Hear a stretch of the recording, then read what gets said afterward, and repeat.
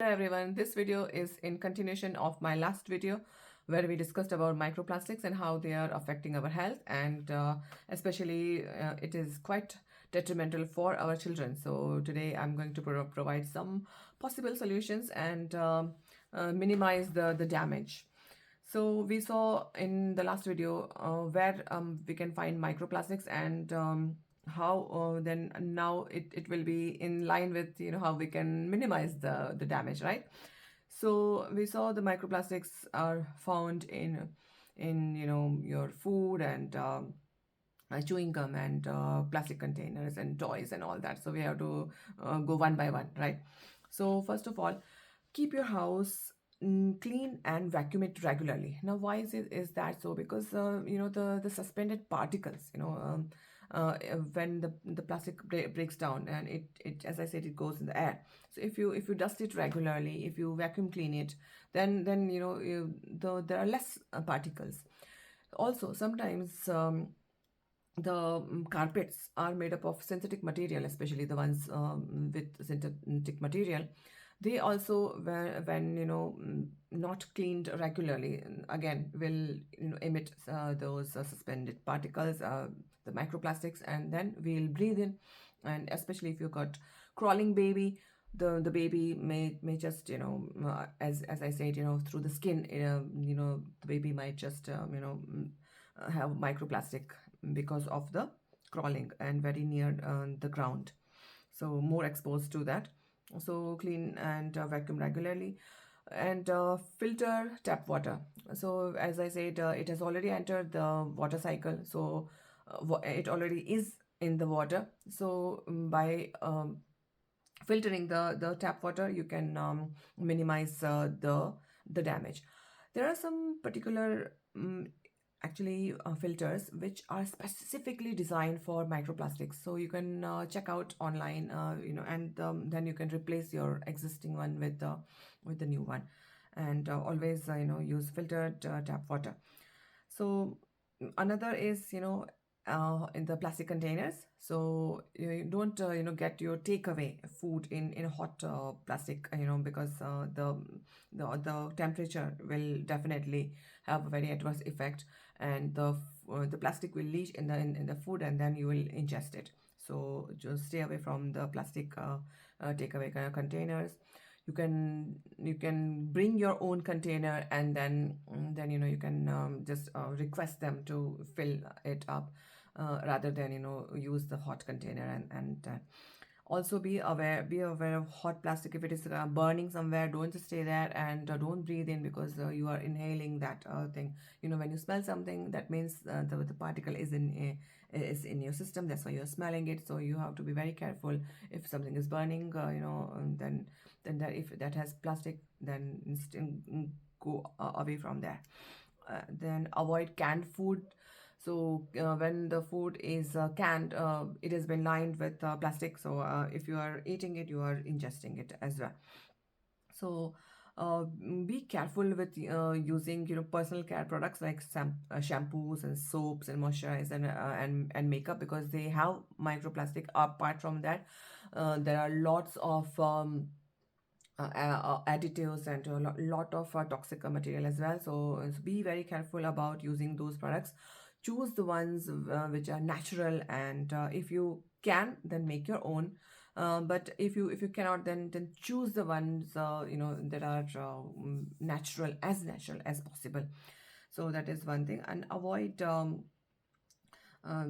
just with the plastic straws and the plastic cutleries and plastic crockeries and all that for your children, for yourself, especially plastic straw, because if you are drinking something which is acidic in nature, like lime water or something, and then that can actually even accelerate the process of decomposition. So you will actually ingest more of that. So also plastic straw will in itself also, it will shed plastic. So avoid that. You get the metal ones, the stainless steel ones, then you can use that. But at any cost, avoid the plastic straw. Also, because it is one single use only, so you are going to just sip and throw it away. So then again it will go in landfill, and from landfill it will again go in the soil, and again the cycle that continues. So you don't want to do that, to add to the problem. So then you have to do this overhauling of the house.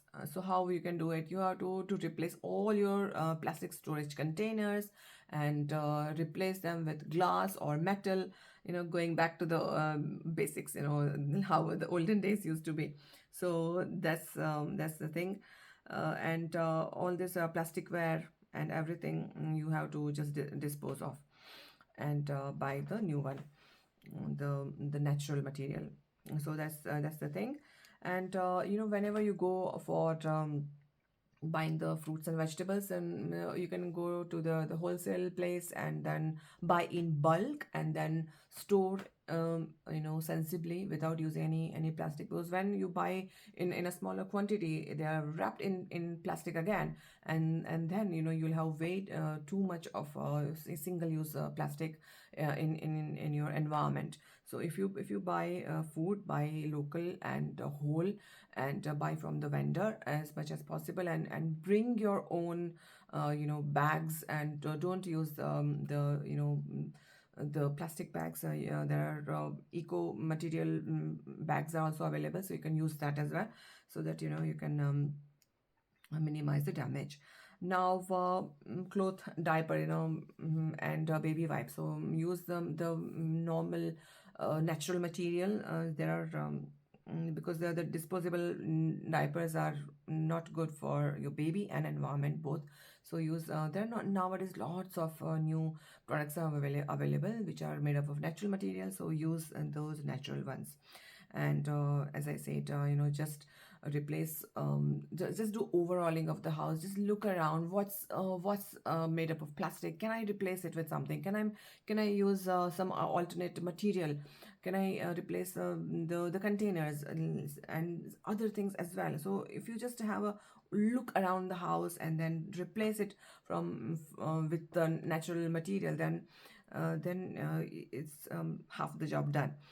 And so avoid seafood if possible, because as I said, all the plastic is dumped in the sea. A lot of plastic has been actually found, and then it goes in the food chain, and when you are eating, you are also ingesting the microplastic. If you cannot avoid, minimize, so that you do not consume a lot of plastic in that way. You can make your own cleaning products. If you cannot make it, just go for something which is natural. Again, lots of new companies are doing it, so you can use that. And choose your cosmetics and personal hygiene products very, very carefully, because they all have plastic. So that's thing. And lastly but not least is wear eco-friendly clothes, clothes which are made up of natural material, silk, or uh, cotton, bamboo. Though these are the materials which are very natural. Some people are not very happy with the silk because of the way it has been made, so you can avoid that, and you can use the cotton, bamboo. And that's you can that's actually good for your own skin as well. A lot of people are allergic to certain kinds of clothing, so when you wear those things, you actually will feel the difference, how you feel. And when you wear things which are a synthetic material, you actually feel the difference. So that's good for your skin and your environment both.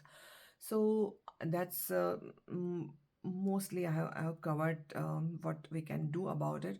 Now it just needs little bit of a mindfulness to just make changes. Suddenly we can't do it all. What we can do, we can start, and then we can then gradually build it up.